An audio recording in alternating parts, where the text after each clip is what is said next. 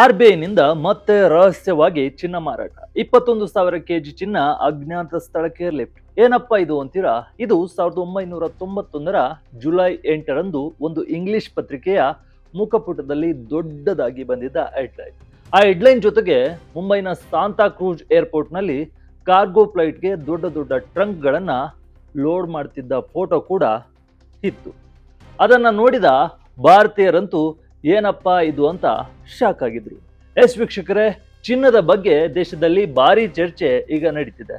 ಪ್ರಧಾನಿ ಮೋದಿ ಅವರು ಚಿನ್ನವನ್ನ 1 ವರ್ಷ ಖರೀದಿಸಬೇಡಿ ಅಂತ ದೇಶದ ನಾಗರಿಕರಿಗೆ ಕರೆ ನೀಡಿದ್ದಾರೆ.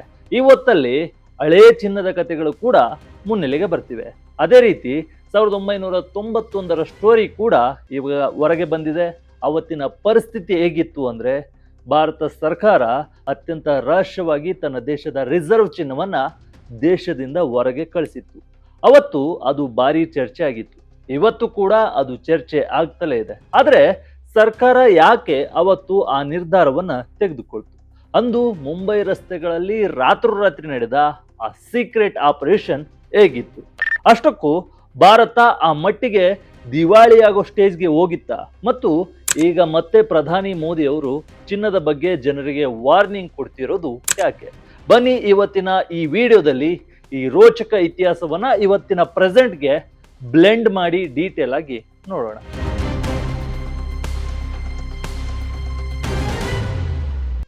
ವೀಕ್ಷಕರೇ, ಸ್ಟೆಪ್ ಬೈ ಸ್ಟೆಪ್ ಅವತ್ತು ಏನಾಗಿತ್ತು ಅಂತ ನೋಡ್ಕೊಂಡು ಹೋಗೋಣ. 1990-91 ಸಮಯದಲ್ಲಿ ಭಾರತದ ಎಕಾನಮಿ ಸಂಪೂರ್ಣವಾಗಿ ಕುಸಿದು ಹೋಗೋ ಹಂತಕ್ಕೆ ಬಂದಿತ್ತು.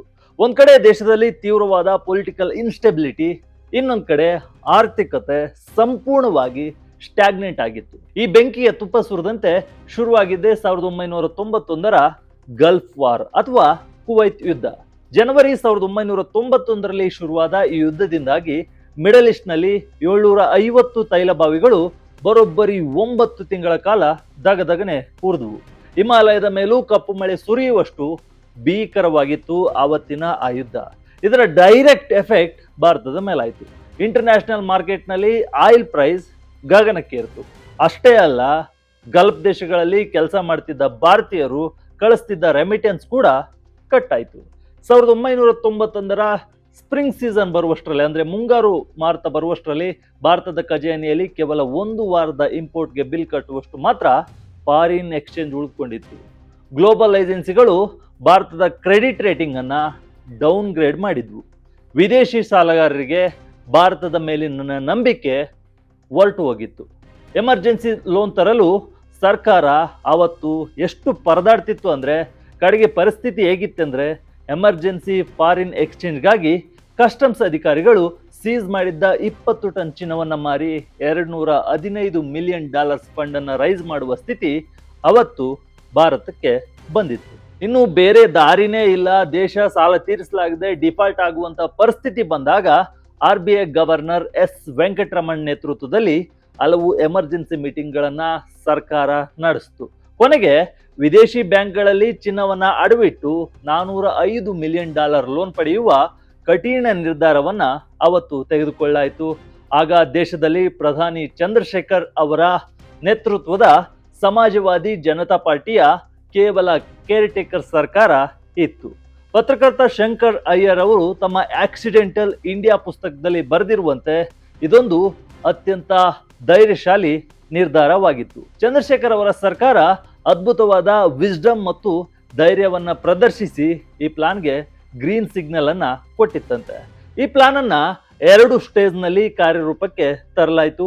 ಮೊದಲು ಸ್ಟೇಟ್ ಬ್ಯಾಂಕ್ ಆಫ್ ಇಂಡಿಯಾ ಮತ್ತು ಯೂನಿಯನ್ ಬ್ಯಾಂಕ್ ಆಫ್ ಸ್ವಿಟ್ಜರ್ಲೆಂಡ್ ಮುಖಾಂತರ 20 ಟನ್ ಜಪ್ತಿಯಾದ ಚಿನ್ನವನ್ನ ಮಾರಿ $215 ಮಿಲಿಯನ್ ಅನ್ನ ದೇಶಕ್ಕೆ ತರಲಾಯಿತು. ಆದರೆ ಆ ದುಡ್ಡು ಯಾವುದಕ್ಕೂ ಸಾಲಲಿಲ್ಲ.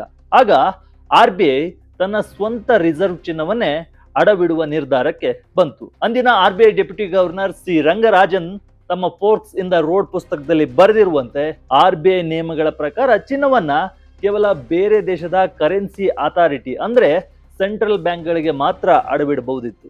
ಹಾಗಾಗಿ ಬ್ಯಾಂಕ್ ಆಫ್ ಇಂಗ್ಲೆಂಡ್ ಮತ್ತು ಬ್ಯಾಂಕ್ ಆಫ್ ಜಪಾನ್ ಅನ್ನ ಭಾರತ ಸಂಪರ್ಕಿಸಿತು. ಆದ್ರೆ ಇಲ್ಲಿ ಒಂದು ದೊಡ್ಡ ಪ್ರಾಕ್ಟಿಕಲ್ ಚಾಲೆಂಜ್ ಇತ್ತು. ಅದೇನಂದ್ರೆ, RBI ನಲ್ಲಿದ್ದ ಚಿನ್ನದ ಬಿಸ್ಕೆಟ್ಗಳು ಲಂಡನ್ನ ಗುಡ್ ಡೆಲಿವರಿ ಸ್ಟ್ಯಾಂಡರ್ಡ್ಸ್ ಅನ್ನ ಮ್ಯಾಚ್ ಮಾಡ್ತಿರ್ಲಿಲ್ಲ. ಹಾಗಾಗಿ ಅಧಿಕಾರಿಗಳು ಅತ್ಯಂತ ರಹಸ್ಯವಾಗಿ ಆ ಚಿನ್ನವನ್ನ ಶಾರ್ಟ್ ಟೈಮ್ನಲ್ಲಿ ಡಿವೈಡ್ ಮಾಡಿ, ತೂಕ ಮಾಡಿ, ರೀಪ್ಯಾಕ್ ಮಾಡಿ ಇನ್ಸೂರೆನ್ಸ್ ಮಾಡಬೇಕಿತ್ತು. ಜುಲೈ 4, 1991ರಂದು ಈ ಮಿಷನ್ ಶುರುವಾಯಿತು.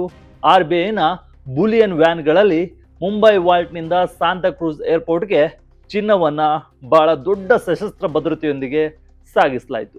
ಒಂದು ಕನ್ಸೈನ್ಮೆಂಟ್ ಹೋಗುವಾಗ ಬೆಂಗಾವಲು ವಾಹನದ ಟೈರ್ ಬಸ್ಟ್ ಆಗಿ ಕೆಲ ಕಾಲ ಆತಂಕ ಕೂಡ ಅವತ್ತು ಸೃಷ್ಟಿಯಾಗಿತ್ತು. ಕಸ್ಟಮ್ಸ್ ಡಿಕ್ಲರೇಷನ್ ಮಾಡೋದಕ್ಕೂ ಕೂಡ ಫೈನಾನ್ಸ್ ಮಿನಿಸ್ಟ್ರಿಯಿಂದ ಸ್ಪೆಷಲ್ ಪರ್ಮಿಷನ್ ಅನ್ನ ಅವತ್ತು ತೆಗೆದುಕೊಳ್ಳಲಾಗಿತ್ತು. ಅಷ್ಟು ಸೀಕ್ರೆಟ್ ಆಗಿತ್ತು ಈ ಗೋಲ್ಡ್ ಆಪರೇಷನ್. ಒಟ್ಟು 4 ಸ್ಟೇಜ್ನಲ್ಲಿ 46.91 ಟನ್ ಚಿನ್ನವನ್ನ ಲಂಡನ್ಗೆ ಏರ್ಲಿಫ್ಟ್ ಮಾಡಿ $405 ಮಿಲಿಯನ್ ಹಣವನ್ನ ಎಮರ್ಜೆನ್ಸಿ ಫಂಡ್ ಆಗಿ ತರಲಾಯಿತು. ಜುಲೈ 8, 1991ರಂದು ಪತ್ರಕರ್ತ ಶಂಕರ್ ಅಯ್ಯರ್ ಅವರು ಇಂಡಿಯನ್ ಎಕ್ಸ್‌ಪ್ರೆಸ್ ಪೇಪರ್ನಲ್ಲಿ ಈ ನ್ಯೂಸ್ ಬ್ರೇಕ್ ಮಾಡಿದಾಗಲೇ ಇಡೀ ದೇಶಕ್ಕೆ ಈ ಬಿಕ್ಕಟ್ಟಿನ ಭೀಕರತೆ ಅರ್ಥವಾಗಿತ್ತು. ಅಲ್ಲಿವರೆಗೂ ಇದರ ಬಗ್ಗೆ ಯಾರಿಗೂ ಒಂದೇ ಒಂದು ಸುಳಿವು ಕೂಡ ಇರಲಿಲ್ಲ. ಭಾರತೀಯರಿಗೆ ಚಿನ್ನ ಅಂದ್ರೆ ಬರೀ ಮೆಟಲ್ ಅಲ್ಲ, ಲೋಹವಲ್ಲ, ಅದೊಂದು ಸೆಂಟಿಮೆಂಟ್ ಮತ್ತು ಎಮೋಷನ್. ಈಗಿರುವಾಗ ಸರ್ಕಾರವೇ ಚಿನ್ನವನ್ನ ಮಾರಾಟ ಮಾಡ್ತಿದೆ, ಅಡವಿಡ್ತಿದೆ ಅಂದ್ರೆ ಅದು ಜನರಿಗೆ ಆರ್ಥಿಕ ಮುಗ್ಗಟ್ಟಿಗಿಂತ ದೊಡ್ಡ ನ್ಯಾಷನಲ್ ಹ್ಯುಮಿಲೇಷನ್ ಆಗಿ ಕಂಡಿತ್ತು. ವೀಕ್ಷಕರೇ, ಆಗ್ಲೇ ಹೇಳ್ದಂಗೆ ಭಾರತದಲ್ಲಿ ಚಿನ್ನ ಅನ್ನೋದು ಬರೀ ಆಭರಣವಲ್ಲ, ಮೆಟಲ್ ಅಲ್ಲ, ಜ್ಯುವೆಲರಿ ಇಲ್ಲ, ಅದೊಂದು ಎಮೋಷನ್, ಅದೊಂದು ಭಾವನೆ. ಆದ್ರೆ ಸ್ವಾತಂತ್ರ್ಯದ ನಂತರ ಸರ್ಕಾರಗಳಿಗೆ ಈ ಚಿನ್ನವೇ ದೊಡ್ಡ ತಲೆನೋವಾಗಿತ್ತು. ಯಾಕಂದ್ರೆ ಭಾರತೀಯರು ಸಿಕ್ಕಾಪಟ್ಟೆ ಚಿನ್ನ ಇಂಪೋರ್ಟ್ ಮಾಡ್ಕೊಳ್ತಿದ್ರು. ಇದರಿಂದ ನಮ್ಮ ಅಮೂಲ್ಯವಾದ ಡಾಲರ್ಸ್ ದಿನೇ ದಿನೇ ಖಾಲಿ ಆಗ್ತಿತ್ತು. 1962ರಲ್ಲಿ ಚೀನಾ ಜೊತೆಗಿನ ಯುದ್ಧದ ನಂತರ ಭಾರತದ ಆರ್ಥಿಕತೆ ಕುಸಿದಾಗ ಸರ್ಕಾರ ಗೋಲ್ಡ್ ಕಂಟ್ರೋಲ್ ರೂಲ್ಸ್ ಅನ್ನ ತಂತು. 1968ರಲ್ಲಿ ಫೈನಾನ್ಸ್ ಮಿನಿಸ್ಟರ್ ಆಗಿದ್ದ ಮೊರಾರ್ಜಿ ದೇಸಾಯಿ ಅವರು ಇದನ್ನ ಮತ್ತಷ್ಟು ಕಠಿಣ ಮಾಡಿ ಗೋಲ್ಡ್ ಕಂಟ್ರೋಲ್ ಆಕ್ಟ್ ಅನ್ನ ಪಾಸ್ ಮಾಡಿದ್ರು. ಇದರ ಪ್ರಕಾರ ನಾಗರಿಕರು ಚಿನ್ನದ ಗಟ್ಟಿ ಅಥವಾ ನಾಣ್ಯಗಳನ್ನ ಇಟ್ಕೊಳ್ಳುವಂತಿರ್ಲಿಲ್ಲ. ಅಷ್ಟೇ ಅಲ್ಲ, 1963ರ ರೂಲ್ಸ್ ಪ್ರಕಾರ ಜ್ಯುವೆಲರ್ಸ್ ಕೂಡ 14 ಕ್ಯಾರೆಟ್ಗಿಂತ ಮೇಲ್ಪಟ್ಟ ಚಿನ್ನದ ಆಭರಣಗಳನ್ನ ತಯಾರು ಮಾಡುವಂತಿರ್ಲಿಲ್ಲ. ಏಪ್ರಿಲ್ 1, 1963ರಂದು ಪ್ರಧಾನಿ ಜವಾಹರ್ಲಾಲ್ ನೆಹರು ಅವರಿಗೆ ಪತ್ರ ಬರೆದಿದ್ದ ಮೊರಾರ್ಜಿ ದೇಸಾಯಿ ಅವರು 24 ಕ್ಯಾರೆಟ್ ಚಿನ್ನವನ್ನ ಬ್ಯಾನ್ ಮಾಡಲೇಬೇಕು, ಯಾಕಂದ್ರೆ ಸ್ಮಗ್ಲಿಂಗ್ ಆದ ಚಿನ್ನ ದೇಶದೊಳಗೆ ಬರೋದೇ ಈ ರೂಪದಲ್ಲಿ ಅಂತ ಡಿಪೆಂಡ್ ಅನ್ನ ಮಾಡ್ಕೊಂಡಿದ್ರು. ಎಕ್ಸ್ಪೋರ್ಟ್ ಮಾಡುವ ಮೀನಾಖಾರ್ ಮತ್ತು ಕುಂದವ್ ವರ್ಕರ್ಗಳಿಗೆ ಮಾತ್ರ ಕೋಟಾ ಮೇಲೆ 24 ಕ್ಯಾರೆಟ್ ಚಿನ್ನ ಕೊಡಲು ಅವತ್ತಿನ ಸರ್ಕಾರ ನಿರ್ಧರಿಸಿತ್ತು. ಆದ್ರೆ ಸರ್ಕಾರದ ಈ ಪ್ಲಾನ್ ಸಂಪೂರ್ಣವಾಗಿ ಅವತ್ತು ಬ್ಯಾಕ್ ಫೈರ್ ಆಗಿತ್ತು. ಜನ ಚಿನ್ನ ಕೊಳ್ಳೋದನ್ನ ಬಿಡ್ಲಿಲ್ಲ. ಬದಲಾಗಿ ದೇಶದ ಕರಾವಳಿ ತೀರಗಳಲ್ಲಿ, ಅದರಲ್ಲೂ ಕೇರಳ, ಗುಜರಾತ್, ಮಹಾರಾಷ್ಟ್ರದಲ್ಲಿ 1980ರ ದಶಕದ ಹೊತ್ತಿಗೆ ಚಿನ್ನದ ಸ್ಮಗ್ಲಿಂಗ್ ಒಂದು ದೊಡ್ಡ ಮಾಫಿಯಾವಾಗಿ ಬೆಳೆದು ನಿಂತಿತ್ತು.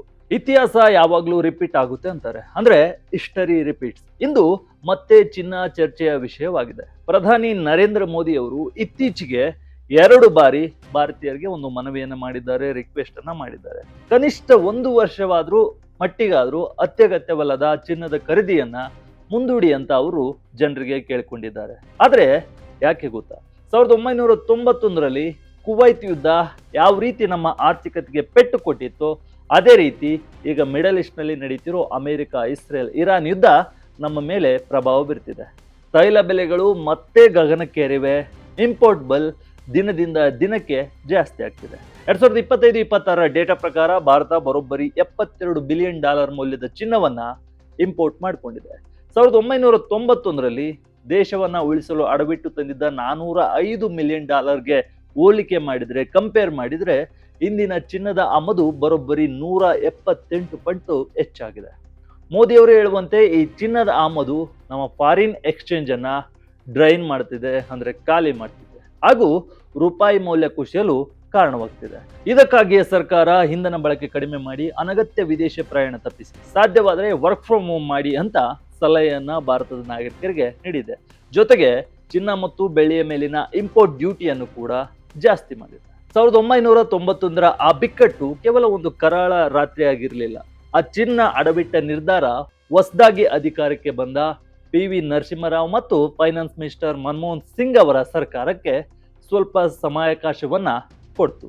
ಕ್ಯಾಬಿನೆಟ್ ಸೆಕ್ರೆಟರಿ ನರೇಶ್ ಚಂದ್ರ ಅವರು ಕೊಟ್ಟ ಬ್ಲೂ ಪ್ರಿಂಟ್ ಇಟ್ಕೊಂಡು ನರಸಿಂಹರಾವ್ ಅವರ ಸರ್ಕಾರ ಭಾರತದ ಆರ್ಥಿಕತೆಯನ್ನ ಓಪನ್ ಮಾರ್ಕೆಟ್ಗೆ ತೆರೆದಿಟ್ಟಿತು, ಅಂದ್ರೆ LPGಗೆ ತೆರೆದಿಟ್ಟಿತು. ಆ ಚಿನ್ನದ ಏರ್ ಲಿಫ್ಟ್ ಭಾರತದ ಎಕನಾಮಿ ಬದಲಾಗಲು ಸಿಕ್ಕ ಟರ್ನಿಂಗ್ ಪಾಯಿಂಟ್ ಅಂತ ಹೇಳ್ಬೋದು.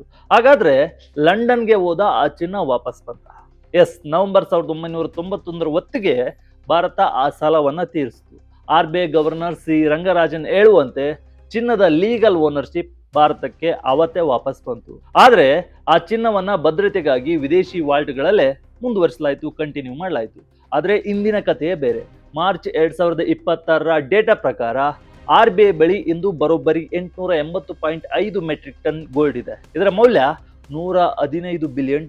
ಅಷ್ಟೇ ಅಲ್ಲ, ಇದರಲ್ಲಿ 77% ಅಂದ್ರೆ ಸುಮಾರು 680 ಟನ್ ಚಿನ್ನವನ್ನ ಈಗ ನಮ್ಮ ಭಾರತದಲ್ಲೇ ಸ್ಟೋರ್ ಮಾಡಲಾಗಿದೆ. ಇತ್ತೀಚೆಗಷ್ಟೇ 100 ಟನ್ಗೂ ಅಧಿಕ ಚಿನ್ನವನ್ನ ವಿದೇಶದಿಂದ RBI ವಾಪಸ್ ತಂದಿದೆ. 2023ರಲ್ಲಿ ಕೇವಲ 38% ಇದ್ದ ದೇಶೀಯ ಸ್ಟೋರೇಜ್ ಈಗ 77%ಕ್ಕೆ ಸೇರಿದೆ.